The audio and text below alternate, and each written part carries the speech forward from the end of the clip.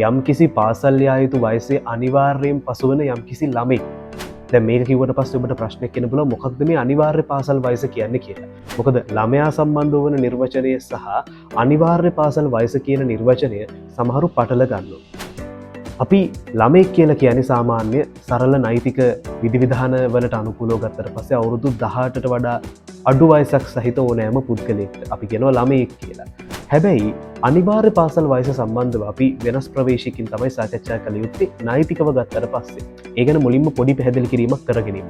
1963 ඇලයිරක් 30 දරන අතිවිශේෂ ගැසට් පත්‍රය 2016 දී තමයි මේ ගැසට් පත්‍රය පළ කරන්නේ. 2015 අනිවාර්ය අධ්‍යාපන නියෝග කියන ටයිටල් එක. එහෙම නැත්නම් ඒ නිල නාමය යටතේ තමයි ඒ ගැසට් පත්‍රය ප්‍රකාශනයට පත් වෙන්නේ. මේ ගැසට් පත්‍රයේ ප්‍රකාරව අවුරුදු 5 සිට අවුරුදු 16 දක්වා වන ළමුන් තමයි අනිවාර්ය පාසල් වයසේ ළමුන් විදිහට නෛතිකව පිළිගන්නේ මේ ගැසට් පත්‍රය අනුව. ඒ අනුව අප කිවගත යුතුයි මේ අනිවාර්ය පාසල් යන වයස මොකක්ද කියලා ළමයින්ට.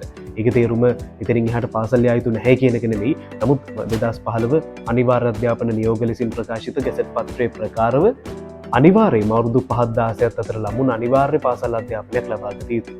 ඒ කියන්නේ සරලව ගත්තොත් එක වසරේ සිට සාමාන්‍ය පෙළ විභාගය දක්වා අධ්‍යාපනය ලැබීම පාසලක අධ්‍යාපනය ලැබීම නිශ්චිත අනිවාර්ය කාර්යයක් නීතිය ඉදිරියේ.